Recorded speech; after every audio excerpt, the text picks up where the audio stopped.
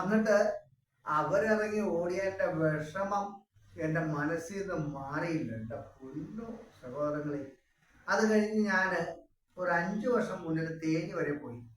മറ്റേ കാര്യം എൻ്റെ മനസ്സിൽ കിടന്ന് തികട്ടി വരുവാണ്. എനിക്കത് എന്ത് ചെയ്യണമെന്ന് അറിയത്തില്ല. അങ്ങനെ ആ മതിൽ ആ കലുക് നോക്കി നോക്കി വന്നപ്പോൾ ആ കലുകയിലൊരു 5-6 അണ്ണാച്ചിമാര് തോളില് മറ്റേ തൂമ്പായി വിട്ടുകൊണ്ട് അവിടെ ഇരിക്കുകയാണ്, ഒരു തൂമ്പ. അപ്പൊ ഞാൻ നിർത്തി.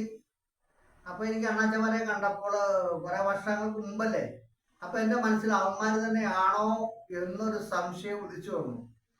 അപ്പൊ ഞാൻ ഇറങ്ങി തന്നു ഭയങ്കര ഇതിലൂടെ ഞാൻ അവരോട് ചോദിച്ചു, എന്താ என்னென்ன வேலை இல்லையா?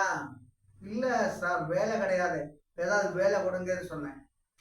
അപ്പൊ ഞാൻ അവിടുന്ന് ഒരു കമ്പ് എടുത്തിട്ട് ഒടിച്ചിട്ട് താഴെ കാണുന്ന പറമ്പ് കാണിച്ചു പറഞ്ഞു, ഒരാൾക്ക് ഒരു 30 കുഴി വെച്ച് കുഴിക്കാൻ പറഞ്ഞു. അണ്ണേ ശമ്പളം എവിടെ കൊടുക്കൂ എന്ന് ചോദിച്ചപ്പോൾ ഞാൻ പറഞ്ഞു, ശമ്പളം കൊടുക്കലാമേ, സാപ്പിട് എന്ന് പറഞ്ഞൊരു 500 രൂപ എടുത്ത് കൊടുത്തു. കൊടുത്തിട്ട് പറഞ്ഞ് കുഴി കുത്ത്, ഞാൻ 4 മണിക്ക് സായങ്കാലം വരാമെന്ന് പറഞ്ഞിട്ട് ഞാൻ പോയി. പിന്നെ ഞാൻ ആ വഴിക്ക് പോയാലും അവരെ കണ്ടിട്ടുമില്ല.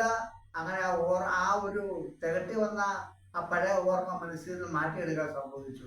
അതാണ് ഏത് കാര്യത്തിനും ഒരു അന്ത്യം ഉണ്ടെന്നുള്ളതിൻ്റെ ഒരു തെളിവാണ്.